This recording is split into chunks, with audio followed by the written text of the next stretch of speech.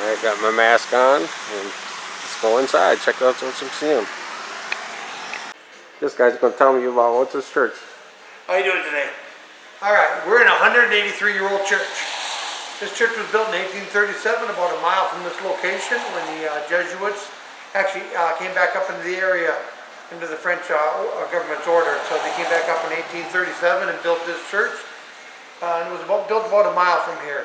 They had left the area in about 1753 when they burned down their first mission church, and then they left the area when Cadillac and the garrison left also. So, and we actually picked this church up, moved it over here in 1954. It took about 2 years to turn it into a museum. And the reason we did that was because these grounds that you're seeing right now are registered as historical grounds where the Native Americans were actually living in 1671 when Father Marquette landed here with the Hurons. They were running from the Iroquois. They were at war with them. Father Marquette lived here for about 2 years with the Hurons and the Ojibwa and the Ottawa, and then he was replaced by a Father Pearson, which was a Jesuit, and Father Marquette and Louis Juliet traveled down to Mississippi. And they got about halfway down through Tennessee, and while speaking with the Native Americans down there, Father Marquette could speak 6 different Algonquin languages. So what they did was they decided to turn around. It was getting a little dangerous, so they turned around, came back. And Father Marquette had promised to start a second mission in Wisconsin area, but he was too sick and he knew he was dying. So what happened was Father Marquette decided to come back to Saint Ignace, because this is where he wanted to be buried. Him and 2 French people that were traveling with him, they got about as far as Ludington, and he, for the last 3 days, couldn't travel, and then they just prayed with him until he died, and then they buried him. And then it took about 1.5 years for the Native Americans in the area to actually go down, pick him up, and bring him back. And when they did so, 5 different tribes brought him back through the harbor. Approximately 40 canoes filled with the Ojibwa, the Potawatomi, the Ottawa, the Huron, and even the Iroquois that were warring with the Huron brought him back. And they buried him right on these grounds in a log cabin church, which is located right in our side yard over there, on the other side of the fountain. Yeah. You see his tomb over there. So this is why we put this church down here and turn it into our mission park and our Ojibwa park. So. That's awesome. Our mission park is over to our left where he lays to rest. I was just exploring out there, yep. And our Ojibwa park is over to the right where we have our longhouse set up and all our clan sculptures on the outside, and everything you see in our gift shop is going to be 100% Native American made. That's awesome. It's not made by hand. It's going to be a Native American company with Native American artists. And it helps subsidize the Native Americans' local area so they can still make the crafts and sell them. It's not really a souvenir shop, it's a retail store to help them sell their crafts still. So. Thank you for the information. No problem. We have visitor guest book here, and they asked you to sign the guest book, so I'm going to do that. Today's 9/28.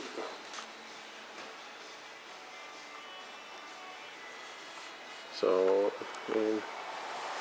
visitor's name, I'll put the traveling buddy. There you go. Put the donation in there to help them out. Let's check this out. That's the chief. Must be his wife. Probably his child. This is a photo taken during the last quarter of the 19th century. Shows the Ojibwa chief David Shopkins. The Needles, his wife Irene, and their daughters. The shopping family is attired and dressed, which is a mixture of traditional Ojibwa and 19th century American style. Floral, beads, pot, leads, gardeners, and turbans style headdress for an area from Ojibwa tradition.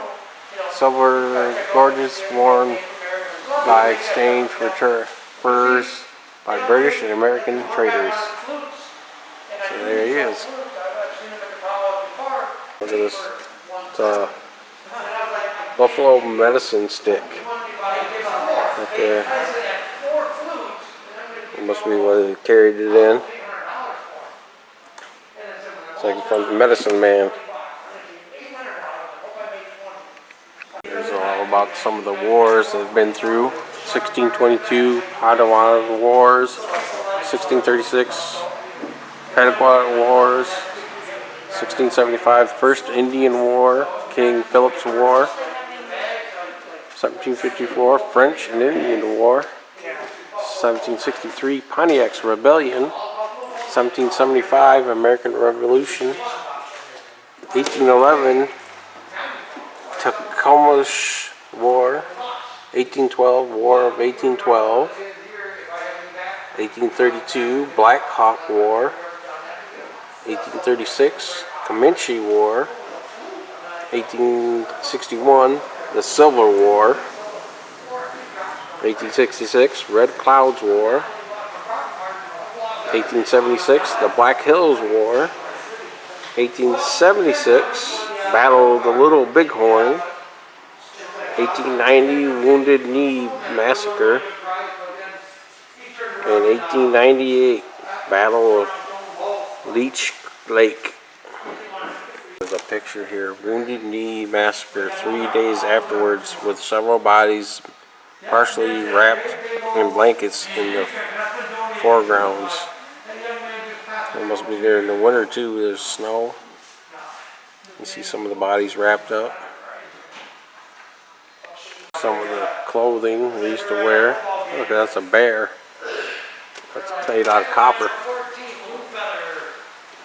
But there's the dress, the women's dress. That one there, that's beautiful.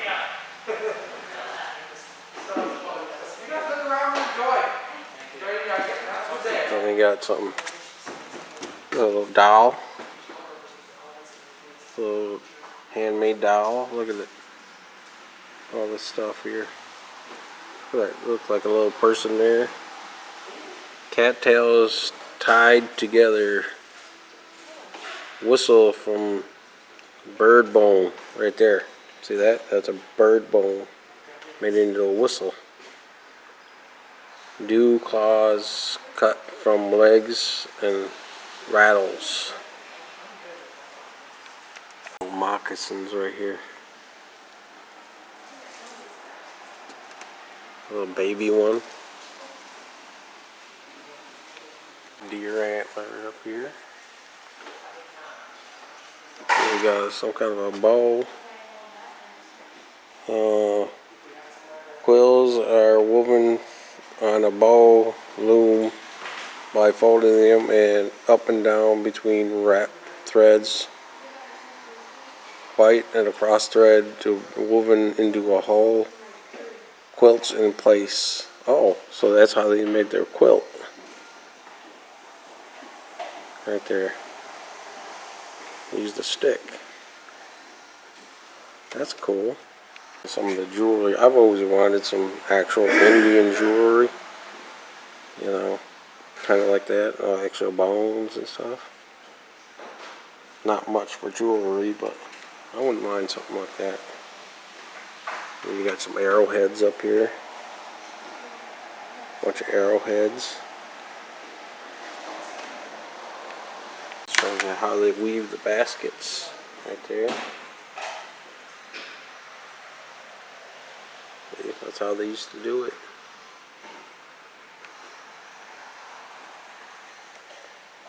Yeah, that's a clay pot. We got an example of that thing we saw outside. This is what they used to live in. There's a thing here.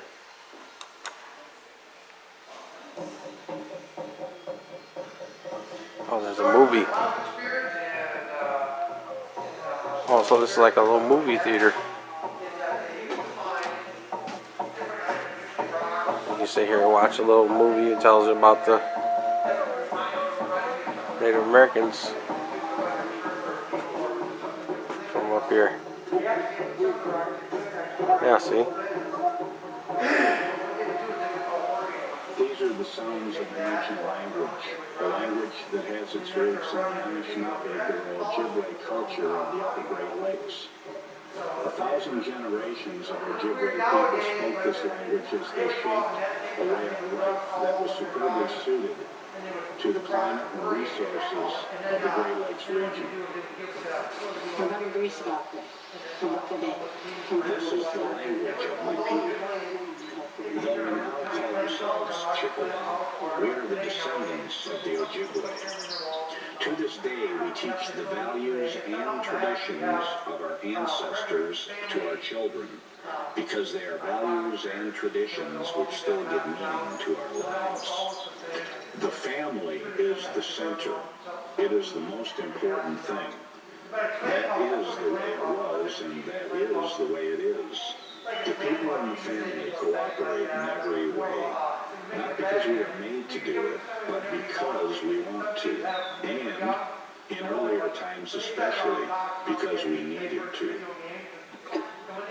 He talked about the Chippewa. See, he talked about the Chippewa.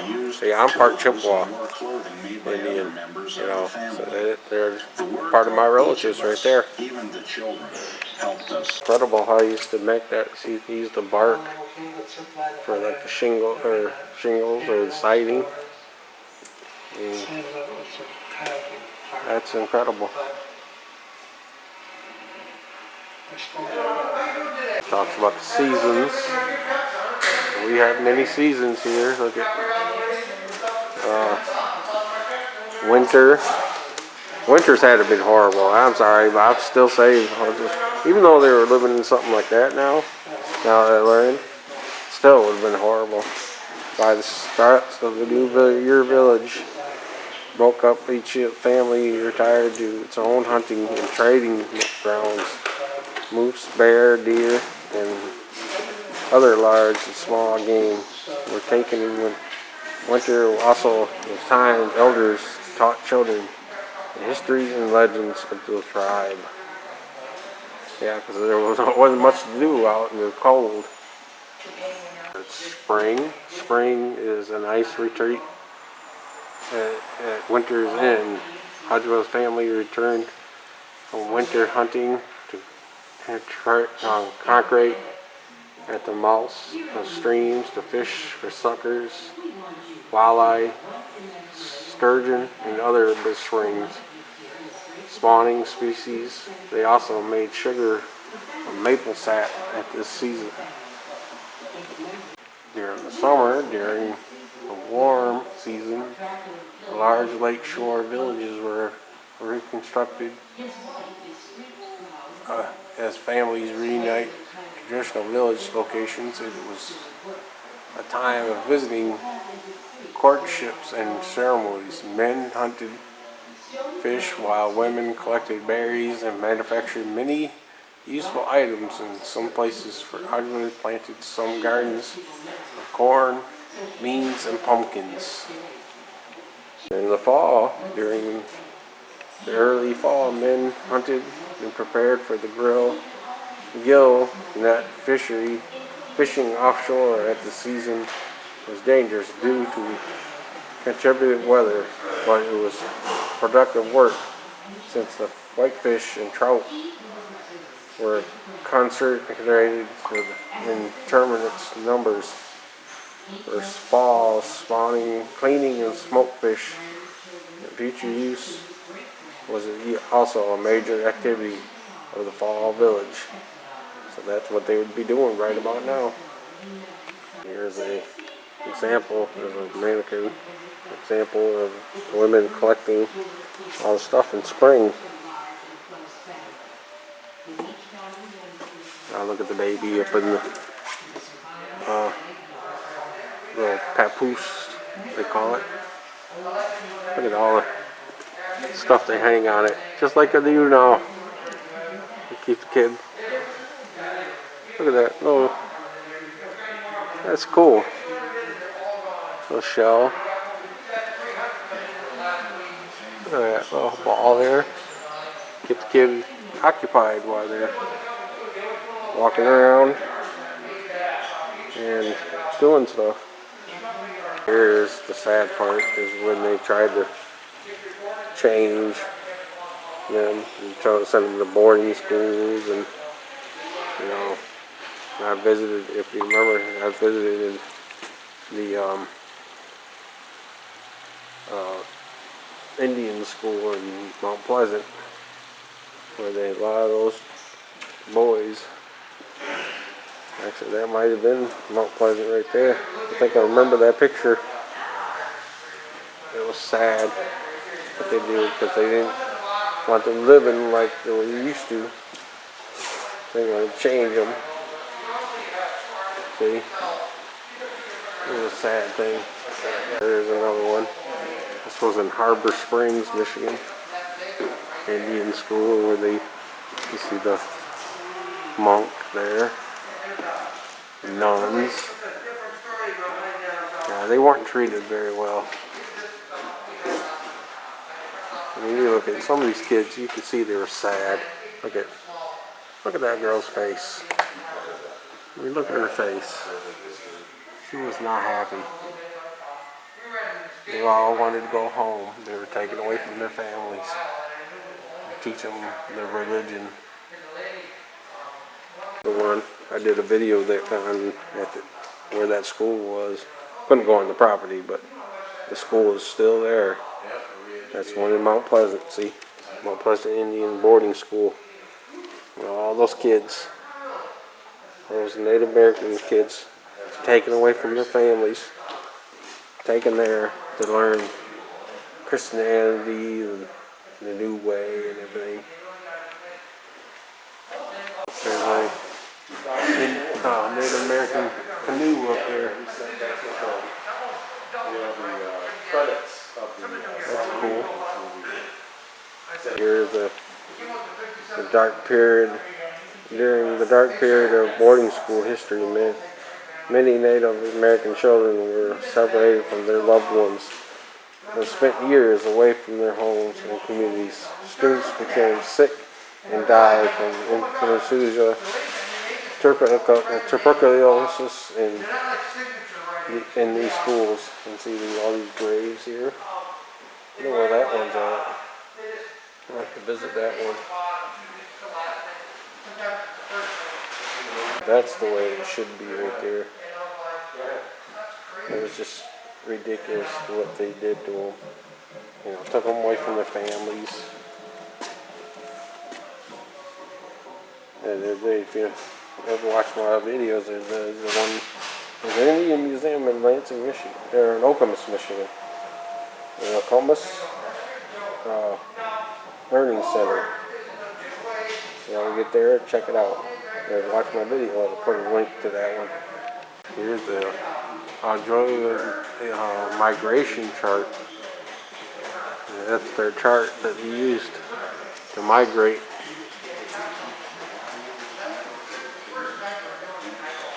I can't read that, but all the symbols. Here's the symbols. See, wrong rivers. Or the crane, drawing of the crane. This is old drawings. All these symbols that will tell you which way to go. And they probably mark them on trees and stuff. Here's today's map. This is today's map right here. Look at that. There's there. That must be that right there. This is where they used to migrate. And there's the Upper Peninsula. See, that's where I'm at right here. That's where the Mackinac Bridge comes across.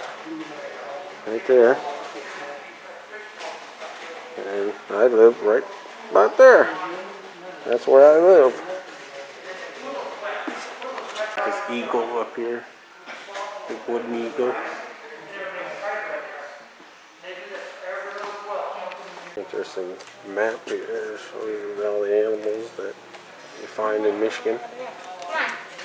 There's coyote, deer, of course, rabbit, bear,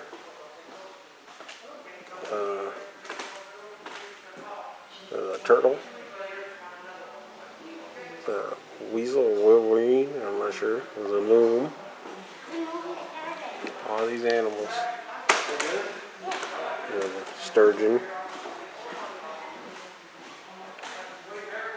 Right here, they've got to press each of the buttons below to learn more about the gathering of the Ojibwa, Huron, Ottawa, and French with a Nickelback. So you push it and you read it here. Read that there, and you push it here.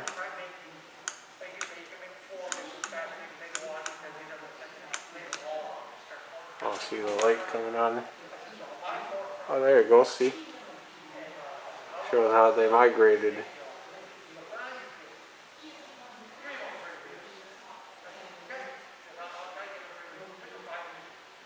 And migration. See? Boom. And that's where we're at.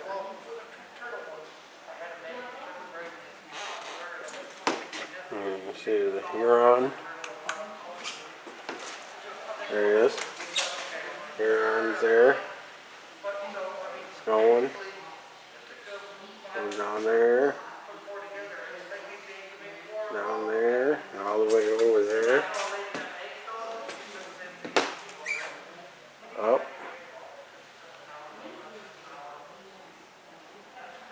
And back down.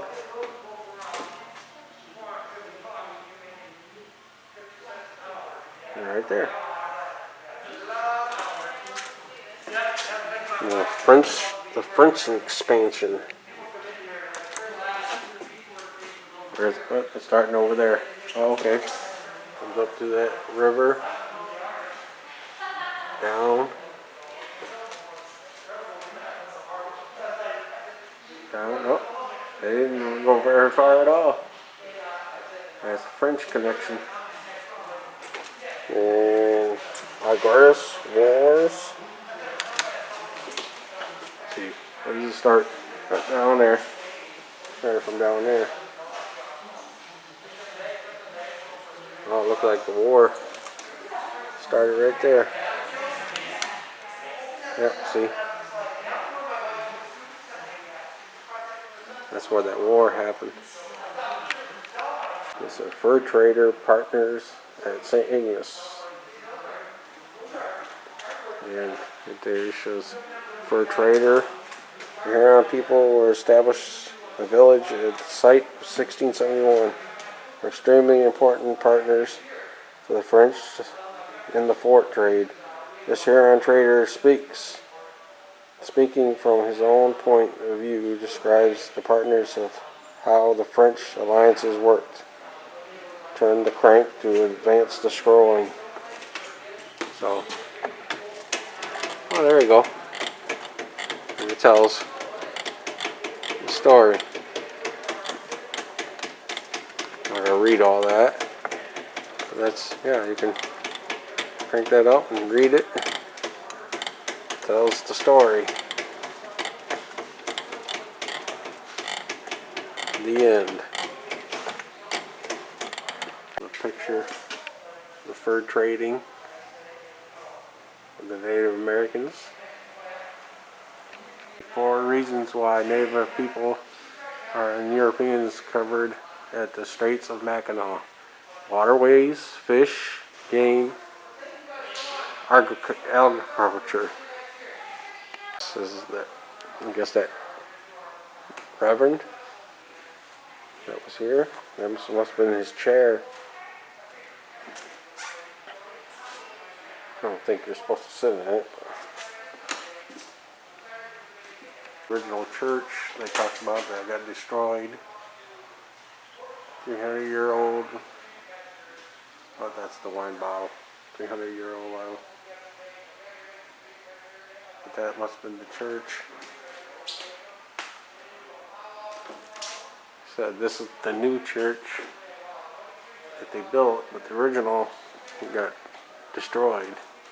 There, see, there is Reverend with the Native Americans, and they're like doing all that traveling and all that. Look, they are building one of those canoes. That's how they used to make it right there. That's cool. Some of the artifacts, fishing tools. Got a handmade fish hook. Looks like little spears, axe handles, tomahawks. Look at that billy club. What do you call it? Weapon? Some kind of weapon. They're arrowheads, of course. Look at that, that's made out of deer antlers, like knives. And you got your pipes. There's more knives. Some of them are just plain rocks they used to use. Just shaped them like a tomahawk. The containers they use, that's copper pot. And a little copper bowl or something. This used with, I think they carried water in. And that's the ladies who carried berries. Buckwheat and currant. That old knife right there. Stuff that they found up here.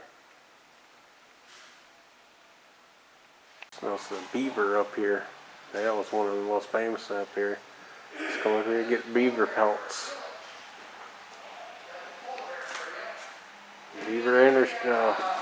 Beaver pelts were famous. The Native American land loss. Potawatomi, Saug, Fox, Masquerade, Miami, Kickapoo. Yeah. Shows where all the Indians used to live. A little place up here where kids can draw a picture, color a picture in, right there. Sit down there, look, we got an eagle, deer on the seats. There's a fox, bear, turtle. Around the gift shop a little bit. There is a gift shop. And all this stuff he said was made by actual Native Americans. Look at this dream catcher. That's beautiful. It's a $26.50 for it. And all this stuff would help keep this place going. The pictures. See a little pot. It was like one of those gourds, birdhouse like type thing. $95 for dream catchers. $21. Keychain in there. Like a keychain. How much is that? $31.50. They put a lot of work in them. That's why a lot of that is so expensive. One of the jewelry. I wouldn't mind something like that one day. I like that. How much is that? The price on it? Here. $51.50. Wow. That's beautiful. A bunch of books here about the Native American lifestyle. Oh, we got some walking sticks. Look at that, beautiful. That's red, white, and blue. $40. Not bad. Some of those necklaces too. I like those. $51.50 for that. That's beautiful. City administrator. The little carved rocks and stuff with like turtles. That little turtle. Much of that? Doesn't say. What does this say? Throughout the life we will encounter many good things. Second, many bad things. Together we will overcome many obstacles and share our love. As we travel together, Yaqui, Pipe Cave, Harbor. Some sheep carved those. That was a cool sign. I like that. Which one is it? This one right here? don't know how much these are. That little turtle. That's real nice. This says M on it.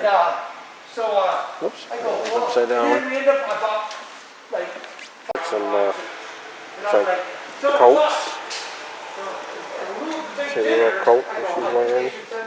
$75. Tupperware thing of like Omaha steaks or something, you know? Yeah. Pretty, look at that. It's like an eagle feather. Oh, they are? $13.50. Oh, I like that. It's got a turtle on it. Whoop! And I dropped it. The story behind pocket spirits is Like this one. This one's got a bear claw on it. Look at that. I like that. I think I might get that. Put that in Old Betty. That one's even better. Look at it's got an eagle on it. I like that. So he decided to flood the earth. Yeah, I like that one. And then when it was all done being flooded, he waited for the water.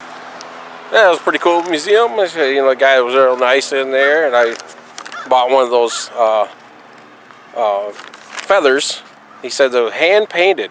Guy hand paints those, and I'm gonna hang that in Old Betty on my mirror. So it's kind of like, you know, spirit going along with me on my travels.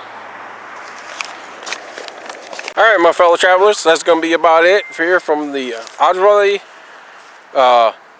Museum right here in Saint Ignace, Michigan. It's awesome. You get down here, you got to check out this museum. It's part of our, you know, part of the Native American history. And you know, you got a good view of Lake Michigan right there. It's beautiful. There's lots of stuff to do down here in the Saint Ignace, but eventually I'm gonna be moving on to another town. Got other things I got planned to doing. So if you like this video, give me a thumbs up. Share me out. Share me out on all social media. Tell your friends. Tell your family about me. So I can keep growing my channel and traveling and showing you cool stuff like this. So till next time, my fellow travelers, I see you around the mitten.